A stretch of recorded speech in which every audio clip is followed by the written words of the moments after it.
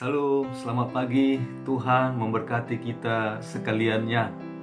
Sungguh hati kita penuh dengan ucapan syukur karena masih diberikan waktu, kesempatan untuk kita bertemu dalam media yang kita pergunakan saat ini.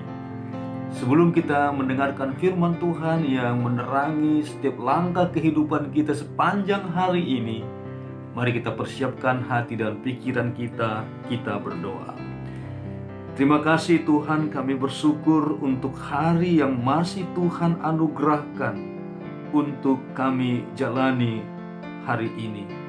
Kami tahu dengan pasti, iman percaya kami berkata bahwa ada rancangan-rancangan Tuhan yang harus kami lakukan ketika kami masih diberi anugerah kehidupan saat ini. Karena itu Tuhan, sebelum kami mengenal isi hati-Mu, mengerti tujuan yang Tuhan ingin kami lakukan dalam hidup kami hari ini, kami ingin diterangi oleh kebenaran firman-Mu ya Tuhan. Berkati hati pikiran kami dan berkati firman-Mu untuk kami lakukan. Dalam Yesus Kristus Tuhan kami berdoa. Amin. Firman Tuhan bagi kita pada hari ini terambil dari Injil Lukas pasal ke-9 ayatnya yang ke-13. Demikian firman Tuhan. Lukas 9 ayat 13. Tetapi ia berkata kepada mereka, "Kamu harus memberi mereka makan." Mereka menjawab, "Yang ada pada kami tidak lebih daripada 5 roti dan 2 ikan. Kecuali kalau kami pergi membeli makanan untuk semua orang banyak ini." Demikian firman Tuhan. Bapak Ibu yang dikasihi Tuhan, firman ini ada dalam sebuah perikop di mana Yesus memberi makan 5.000 orang. Setelah melakukan pelayanan kebutuhan kerohanian bagi banyak orang ini, Yesus juga ternyata peduli akan kebutuhan jasmani. Inilah yang dinamakan dengan pelayanan yang holistik, pelayanan yang menyeluruh, pelayanan yang sempurna, jasmani dan rohani. Namun alangkah terkejutnya murid-murid ketika mendengar Yesus berkata, "Kamu harus memberi mereka makan." Yesus bukan hanya peduli dalam hal ini tentang kebutuhan rohani orang banyak itu, tetapi ia juga peduli kebutuhan fisik, kebutuhan jasmani mereka. Karena pada waktu itu situasi dan kondisi sudah malam dan mereka jauh dari perkampungan, jauh dari rumah, jauh dari desa. Karena itu Tuhan ingin memenuhi kebutuhan jasmani mereka, kebutuhan fisik mereka.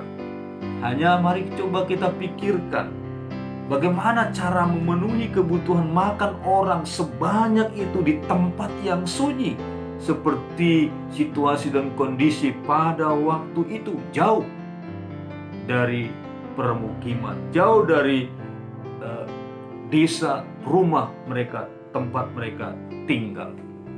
Meskipun mereka mencari makanan ke desa-desa terdekat, belum tentu ada makanan sebanyak yang dibutuhkan pada malam hari itu. Dan walaupun ada makanan sebanyak itu, mereka tidak memiliki uang yang cukup untuk membayar harga makanan itu. Jadi bagaimana caranya? Sementara berdasarkan apa yang mereka miliki, tidak akan mampu untuk melakukan pelayanan memberi makan begitu banyak orang. Dikatakan 5.000 orang dalam situasi perlu mendapatkan makanan. Bapak Ibu yang dikasihi Tuhan, sebelum kita lebih dalam mendengarkan dan merenungkan firman Tuhan ini, mari kita dengarkan sebuah cerita yang akan membantu kita mendalami makna kebenaran firman Tuhan ini. Demikian cerita sup batu. Seorang wanita di sebuah desa sangat terkejut ketika menemukan seorang yang asing yang mengenakan pakaian yang bagus di depan pintu rumahnya meminta sesuatu untuk makan. "Maaf," katanya, "aku tidak mempunyai makanan sama sekali saat ini." "Jangan khawatir," jawab seorang asing yang ramah itu. "Aku punya sup batu dalam tas. Jika kau mau, aku akan menaruhnya dalam sekuali besar air mendidih. Aku akan membuat sup yang paling enak di dunia. Tolong sebuah kuali yang besar." Wanita itu penasaran. Dia meletakkan sebuah kuali besar di atas api dan membisikkan rahasia sup batu kepada tetangga-tetangganya. Ketika air mulai mendidih, semua tetangganya telah berkumpul untuk melihat seorang asing itu dan sup batunya. Orang asing itu menjatuhkan batu ke dalam air, kemudian mencicipi sesendok penuh sambil mengecap dan berkata, "Ah, nikmat. Yang kurang adalah kentang." "Aku punya kentang di dapurku," seru seorang wanita. Dalam sekejap, dia kembali dengan kentang potong dalam jumlah besar yang juga dimasukkan ke dalam kuali. Kemudian seorang asing itu mencicipi masakannya kembali. "Pas," katanya. Tapi dia menambahkan dengan prihatin, "Jika bila kita hanya memiliki sedikit daging, sup ini akan terasa seperti sup daging." Seorang ibu rumah tangga lainnya segera pulang untuk mengambil daging yang diterima oleh orang asing itu dengan rasa terima kasih dan memasukkannya juga ke dalam kuali. Ketika ia mencicipinya, kaldunya, lagi-lagi ia berkata, "Ah, sangat nikmat," sambil matanya berputar. "Andai saja ada sayur-sayuran, tentunya akan sempurna, sangat sempurna." Salah satu tetangga buru-buru pulang dan kembali dengan sekeranjang penuh wortel dan bawang bombay. Itu pun juga dimasukkan ke dalam kuali. Setelah itu, ia mencicipinya lagi. Ia kemudian berkata dengan nada perintah, "Garam dan saus di sebelah sana," jawab nyonya rumah. Kemudian ia memerintah sekali lagi, "Mangkok untuk semua orang." Orang-orang kemudian bergegas pulang untuk mencari mangkuk. Beberapa bahkan kembali dengan roti dan buah. Mereka semua kemudian duduk bersama menikmati makanan yang lezat itu, sementara memberikan sumbangan besar dari supnya. Semua orang merasa senang walau aneh. Mereka semua tertawa, berbicara dan saling bercerita tentang makanan yang biasa mereka yang pertama. Di tengah keriuhan itu, orang asing tadi diam-diam pergi, meninggalkan batu itu.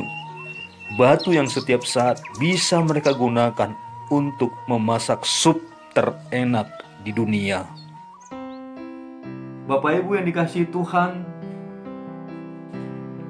kasih setianya selalu mencukupkan apa yang kita perlukan.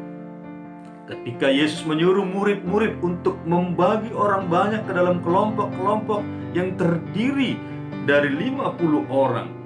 Dalam ayat 14 setelah ayat 13 yang menjadi renungan firman Tuhan kita pada pagi hari ini. Walaupun tidak jelas alasannya, murid-murid tetap patuh. Yesus lalu memecah-mecah roti dan ikan itu setelah mendoakannya.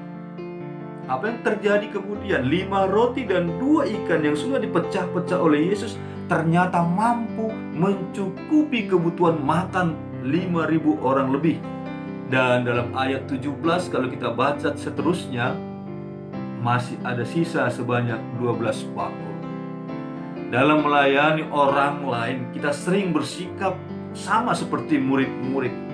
Kita lebih sering menghitung-hitung apa yang kita tidak miliki. Padahal Allah bekerja melampaui perhitungan manusia, dan berkat-Nya membuat 5 roti dan 2 ikan lebih dari cukup. Bila apa yang kita akan berikan kepada orang lain tampak tidak berarti, serahkanlah ke tangan Tuhan. Ia dapat melakukan hal-hal besar dengan apa yang kita berikan untuk melayani orang lain. Kisah sop batu ini ingin memperdalam makna firman Tuhan kita pagi hari ini, bahwa ketika kita mau dengan rela, dengan sukacita, dengan antusias memberikan apa yang dibutuhkan dalam sebuah pelayanan, khususnya dalam cerita ini sop yang dikerjakan oleh orang asing ini, semua orang di desa itu saling bahu-membahu untuk memberikan apa yang diperlukan. Kentang, sayur-sayuran, daging, belanga atau kuali, dan lain sebagainya. Mereka semua akhirnya duduk bersama menikmati makanan yang lezat itu, sementara memberikan sumbangan besar untuk tersedianya sup yang enak itu. Semua orang merasa senang walau ada perasaan aneh. Mereka semua tertawa, berbicara dan saling bercerita tentang makanan yang biasa yang mereka nikmati pertama sekali malam pada hari itu. Di tengah-tengah situasi dan kondisi yang sedang kita alami saat-saat ini, mari kita terus membagikan apa yang ada pada diri kita untuk melakukan perjamuan makan bersama-sama dengan seluruh orang-orang di sekeliling kita. Dan dengan itu akan hadirlah cerita-cerita tentang sukacita ketika kita berbagi, ketika gereja mau berbagi tentang kasih Tuhan melalui apa yang dibutuhkan saat-saat ini: makanan, minuman, perhatian, dorongan, memberi semangat, bahkan memberi pengharapan. Itu juga harus kita bagikan. Apa yang ada padamu bukan hanya harta milikmu, tetapi juga pengetahuanmu, semangatmu, pengharapanmu. Bagikanlah itu bagi setiap orang di tengah-tengah kehidupan kita dalam masa-masa yang sangat-sangat sukar yang sedang kita alami bersama-sama. Memberikan kebutuhan rohani harus kita lanjutkan dengan mencukupkan, memenuhi kebutuhan-kebutuhan jasmani. Itulah yang sedang dan terus akan kita kerjakan, kita lakukan di tengah-tengah kehidupan bergereja kita, sebagaimana Kristus Yesus yang juga melakukannya. Dia tidak hanya sekedar memberikan kebutuhan-kebutuhan rohani, tapi dia juga memberikan kebutuhan-kebutuhan jasmani. Tuhan mencukupkan, Tuhan menyediakan apa yang kita perlukan dalam hidup kita dan dalam pelayanan-pelayanan yang kita sedang kerjakan. Amin, kita berdoa. Terima kasih Tuhan, kami bersyukur pada pagi hari ini untuk firman-Mu yang masih boleh kami dengarkan dan boleh mendorong kami untuk tetap melayani dan bukan untuk dilayani. Sebagaimana Tuhan Engkau telah memberikan contoh dan teladan bahwa hidup-Mu adalah hidup yang melayani semua orang, semua manusia dalam segala aspek kebutuhannya. Pelayanan yang holistik, pelayanan yang menyeluruh, Tuhan Engkau kerjakan, dan itu yang ingin kami laksanakan. Berkati seluruh kehidupan jemaat-Mu, berkati kami semua dimanapun berada dalam pekerjaan kami. Dalam semuanya itu biarlah terpuji, termulialah Engkau Tuhan, kekal sampai selama-lamanya. Dalam Yesus Kristus kami berdoa. Amin. Salam, selamat pagi. Tuhan memberkati kita sekalian. Semangat